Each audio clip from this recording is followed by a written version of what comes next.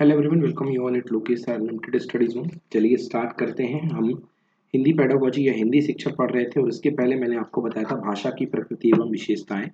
तो भाषा की प्रकृति एवं विशेषताओं में हमने सीखा कि जो भाषा हुआ करती है, भाषा की प्रकृति एवं विशेषताओं का निम्नलिखित विवरण निम्न प्रकार है। भाषा पैतृक संपत्ति नहीं है, भाषा परंपरागत है, व्यक्ति उसका अर्जन कर सकता है, उसे उत्पन्न नहीं कर सकता है।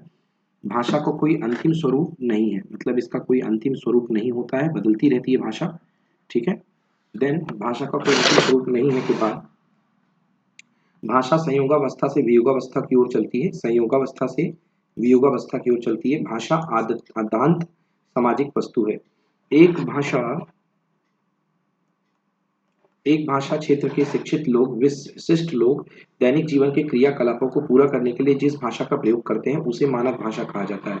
उदाहरण के लिए विचारों का आदान प्रदान करने की भाषा, शिक्षण संस्थाओं एवं कार्यालयों में प्रयोग होने वाली भाषा, साहित्य, धर्म, व्यापार, राजनीति आदि में प्रयोग होने वाली भाषा। अतः कहा जा सकता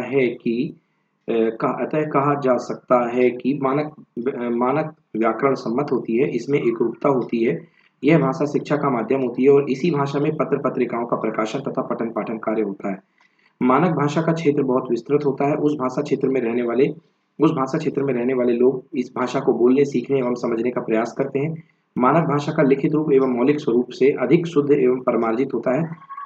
परंतु इसके विपरीत मानक भाषा का मौखिक रूप इसके लिखित रूप की तुलना में अधिक स्वाभाविक होता है। किंतु इसके विपरीत मानक भाषा का मौखिक रूप इसके लिखित रूप स्वरूप की तुलना में अधिक स्वाभाविक होता है। चलिए, तो ये तो पढ़ ली हमने मानक भाषा। इसके बारे में थोड़ी सी और बातें पढ़नी है। मानक भाषा के बारे में देखिए क्या है वो बातें।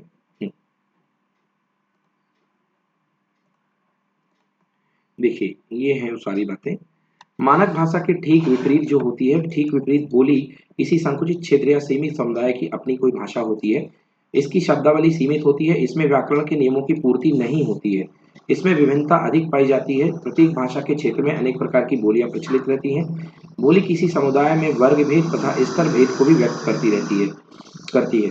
प्रत्येक बोली की अपनी कुछ मौलिक विशेषताएं होती है। भाषा एवं बोली के मध्य अंतर को नीचे स्पष्ट किया गया है। चलिए अंतर पढ़ते हैं भाषा और बोली के मध्य। पहला, भाषा का क्षेत्र विस्तृत होता है, बोली का क्षेत्र सीमित होता है एवं सामुदायिक का परिचायक है।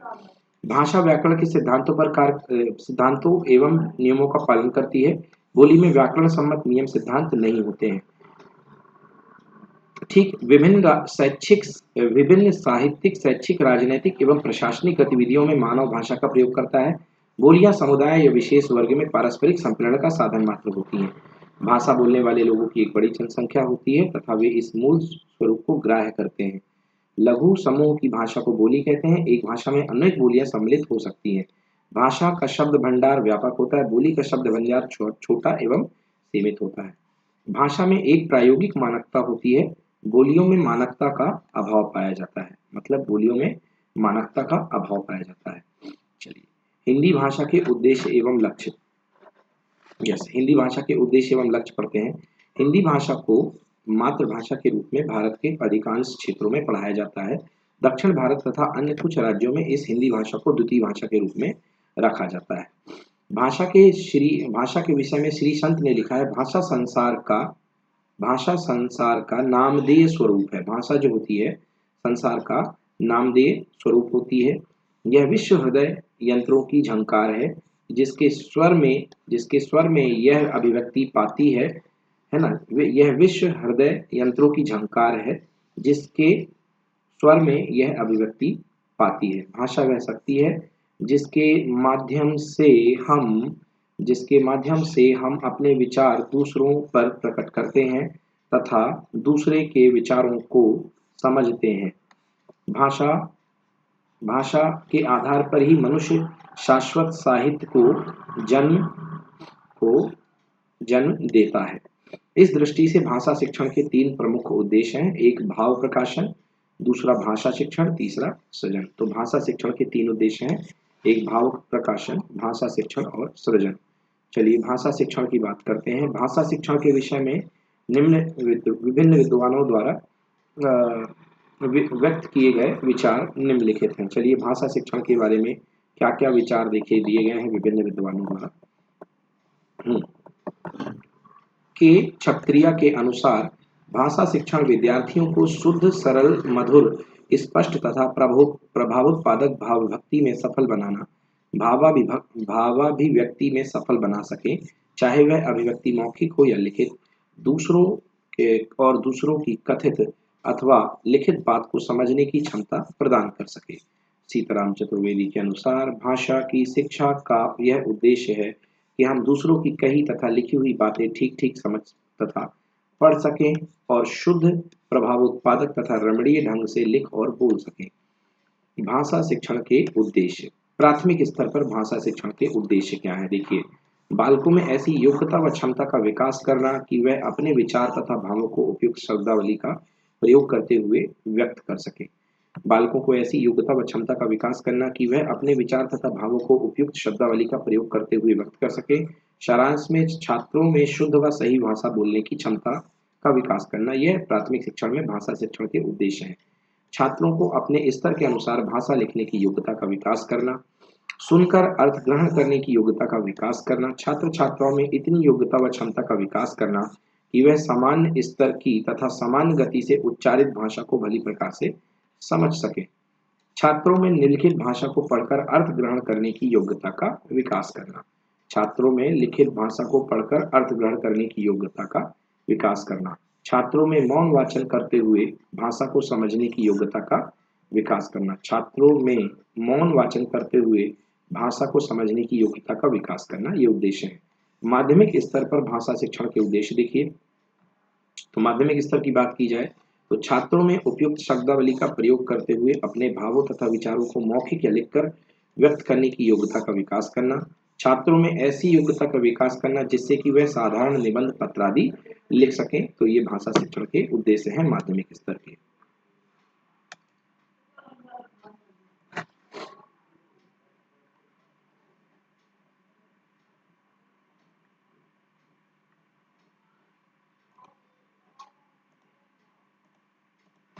चलिए, ये तो हो चुका है, मानक भाषा तो हमने करा दी ना आपको इससे। यस, तो ये मानक भाषा जो है यहाँ तक अपन कर चुके हैं इसको। चलिए ठीक है, दोबारा नहीं करेंगे।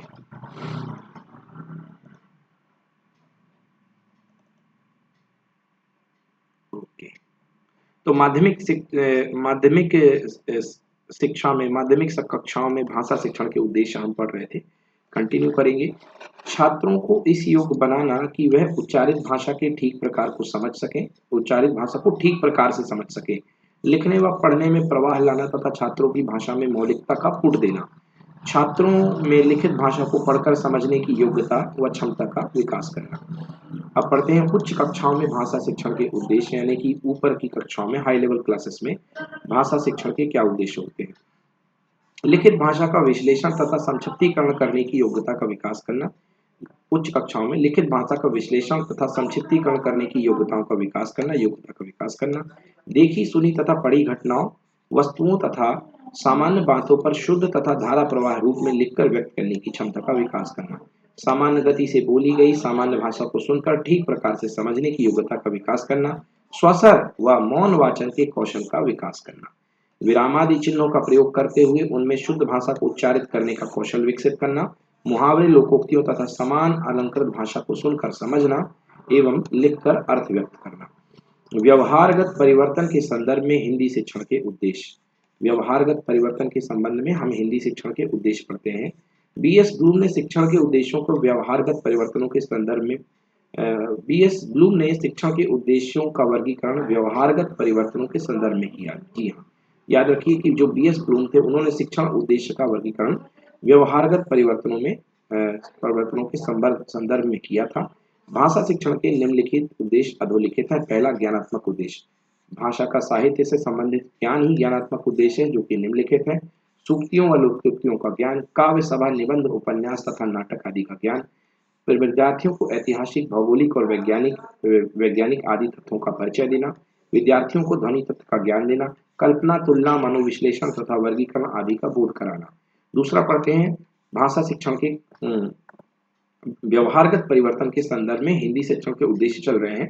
तो हिंदी शिक्षण का दूसरा उद्देश्य है कौशलात्मक उद्देश्य। कौशलात्मक उद्देश्य में लेखन, पठन, श्रवण, कथन और अर्थ भाव ग्रहण आदि आते हैं। तो ये व्यवहारगत उद्देश्य हुआ करते हैं। देन इसके बाद हमारे पास है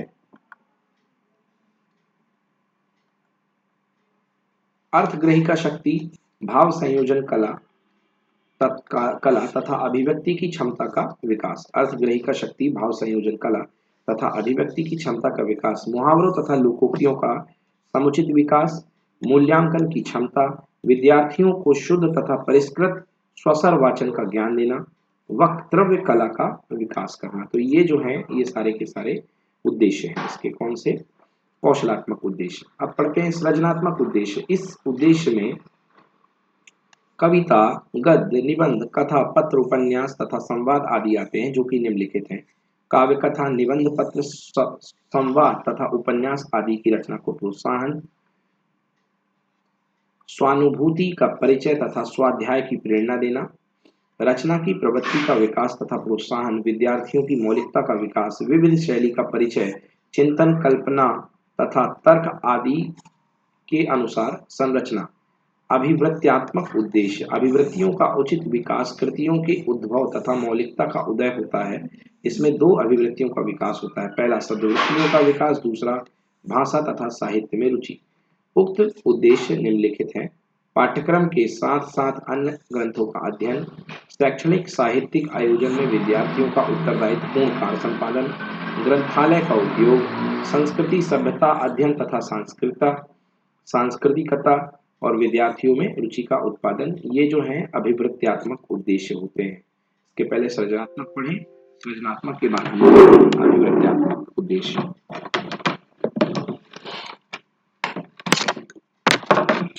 अभिवृत्त्यात्मक उद्देश्य हमने इतने पॉइंट पढ़ लिए हैं।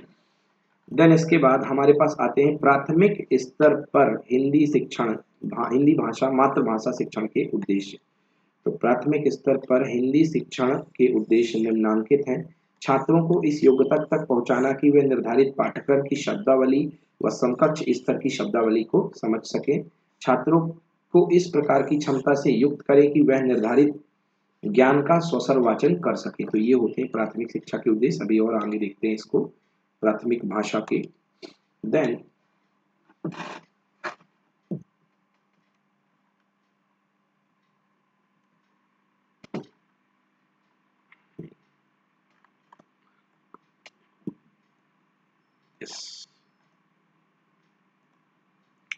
और देखते हैं और क्या उद्देश्य है प्राथमिक स्तर पर मातृभाषा शिक्षण के। छात्रों के उच्चारण को शुद्ध बनाना तथा पाठ्यक्रम के स्तर की भाषा को भली भांति प्रकार बोल सके ऐसी क्षमता का प्रदान करना। छात्रों के विचारों को क्रमशः क्रमबद्ध रूप से विकसित करना। छात्रों को इस प्रकार क्षमताशील बनाना कि वह मौन वाचन करके तथ्यों को याद कर लें या सहज ग्राह कर लें। अब जूनियर स्तर हिंदी भाषा मातृभाषा शिक्षण के उद्देश्य। जूनियर स्तर हिंदी भाषा है ना, जूनियर स्तर में हिंदी भाषा या मातृभाषा शिक्षण के उद्देश्य। विद्यार्थी भाषा की शुद्धता समझ सकें, इसके लिए उन्हें व्याकरण का ज्ञान प्रदान किया जाए। मतलब ये किसकी क्लास की बात हो रही है? कक्षा 5 से लेके 8 तक। ठीक है।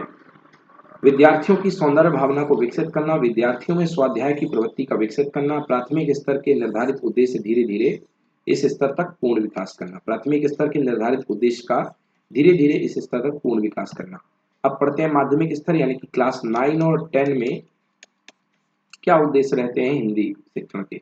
माध्यमिक स्तर पर हिंदी भाषा मातृभाषा शिक्षण के उद्देश्य। इस स्तर पर पहुंचने से पूर्व छात्र को अपनी मातृभाषा हिंदी की जानकारी हो जाती है। बिल्कुल सही बात है, हिंदी की जानकारी हो जाती है।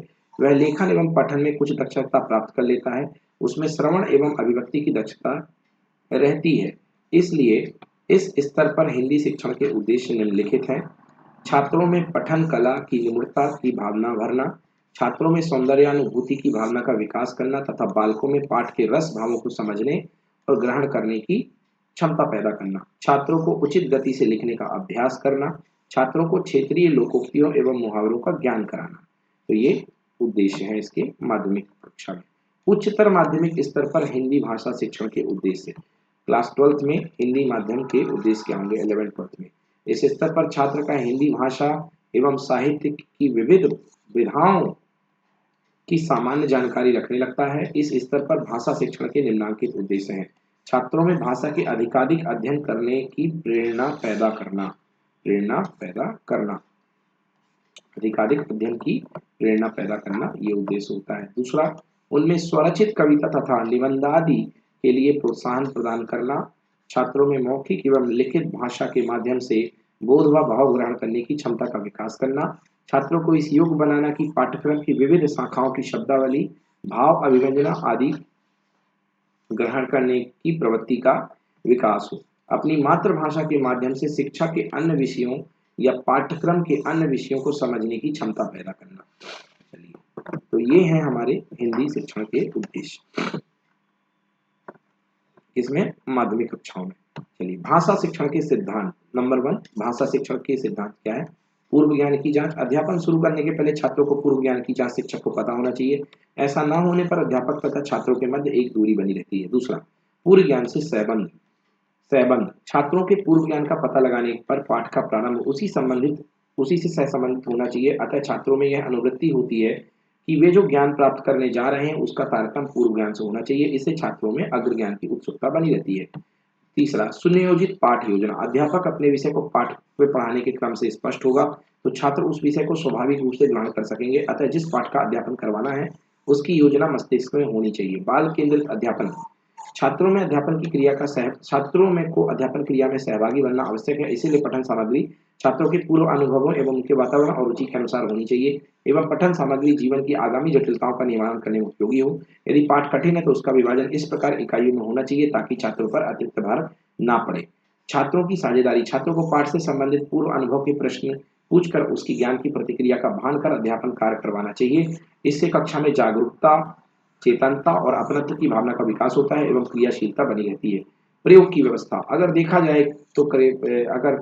देखा जाए तो करके सीखा गया ज्ञान जीवन में महत्वपूर्ण एवं स्थायी होता है। अतः अध्यापन कार्य में एक ऐसी व्यवस्था होनी चाहिए कि छात्र अध्यापक का अनुकरण करके कुछ नया कर सके, जैसे उच्चारण, लेखन, मौखिक अभिव्यक्ति, जिसमें निरंतर अभ्यास की आवश्यकता होती है। इस अभ्यास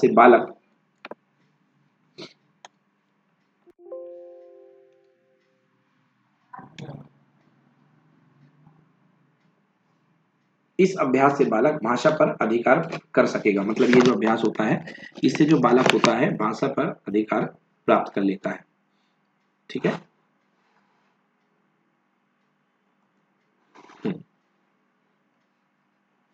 इस अभ्यास से बालक भाषा पर अधिकार प्राप्त कर सकेगा। व्याकरण शिक्षण में इस सिद्धांत का प्रयोग उत्तरोत्तर होना अति आवश्यक है।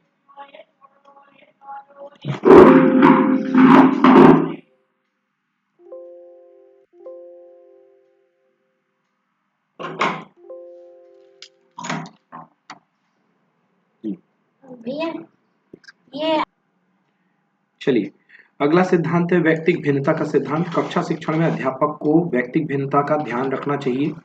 भाषा शिक्षण का जो सिद्धांत है व्यक्तिक भिन्नता है, तो कक्षा शिक्षण में अध्यापक को व्यक्तिक भिन्नता का ध्यान रखना चाहिए। साहित्य के विभिन्न अंगों के शिक्षण पर सभी की अपनी प्रकृति के अनुसार प्रभाव पड़ता है। अतः अध्यापक को सभी की प्रकृति को उदारता से स्वीकार कर सम्मान देना चाहिए। एक अध्यापक का व्यवहार प्रजातांत्रिक होना चाहिए। देन है बहुकोणीय प्रयास। भाषा के समुचित विकास के लिए अध्यापक को समग्र दृष्टिकोण अपनाना चाहिए। पाठ्यक्रम के अतिरिक्त सहगामी क्रियाओं का नियोजन करने की योग्यता एवं कुशलता एक अध्यापक में होनी चाहिए। इसके साथ ही पुस्तकालय के उपयोग की आदत विद्यार्थियों में विकसित की जानी चाहिए। भाषाई दृष्टिकोण।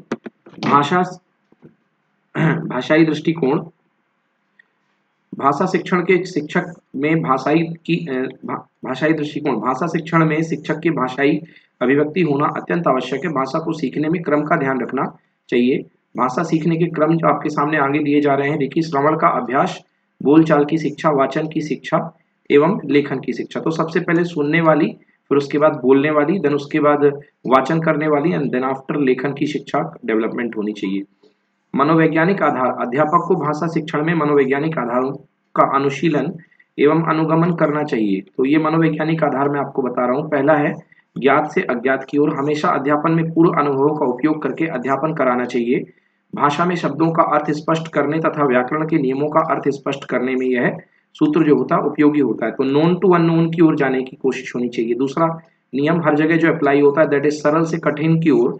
एक छात्र को लिखना सिखाने के लिए सबसे पहले उससे सरलता से बनने वाले स्वर व व्यंजन सिखाने चाहिए। इस प्रकार विचारात्मक तथा भावात्मक निबंध लिखवाने से पहले वर्णात्मक निबंध लिखाने की कुशलता छात्र में होनी चाहिए। देन थर्ड, फ्रॉम मूर्त से अमूर्त मतलब logical to abstract to concrete की तरफ, सॉरी कॉन्क्रीट टू एब्स्ट्रैक्ट की तरफ, मूर्त से अमूर्त की ओर। भाषा की संकल्पनाओं को समझाने के लिए मूर्त व स्थूल रूप से अमूर्त रूप की ओर चलना चाहिए। देन विशेष से सामान्य की ओर। विद्यार्थी प्राथमिक कक्षा में पशु का अर्थ नहीं जानता है, किंतु वह गाय भैंस बकरी को पहचानता है, अतः इनसे पशु का अर्थ समझना चाहिए। ओके, यानी कि विशेष से सामान्य की ओर मतलब एग्जाम्पल से लेकर के आपको व्याकरण के नियम इत्यादि भी इसी से समझाने चाहिए। तो व्याकरण के नियम भी इसी तरीके से समझाए जा सकते हैं। देन इसके बाद लास्ट सिद्धांत जो है फिफ्थ है आगमन से निगमन की ओर। तो भाई आगमन मतलब कि क्या कहेंगे इसको, आगमन से निगमन को इसको कैसे समझ सकते हैं। आगमन से निगमन की ओर मतलब उदाहरण से नियम निकालने की विधि को अपनाना चाहिए। उदाहरण से आप नियम की ओर जाइए, जो कि ज्यादा इजी होगा। व्याकरण के नियम समझने में यह विधि अत्यंत उपयोगी है। तो खासकर छोटी क्लासेस में आगमन से निगमन की ओर जाएंगे, ठीक है ना। चलिए, तो ठीक है, अब नेक्स्ट क्लास में हम भाषाई कौशल को कंप्लीट करेंगे। भाषाई कौशल अगली क्लास में करते हैं। And that's it for today by Lokesh sir, unlimited study zone. Stay tuned with us. Thank you, bye bye.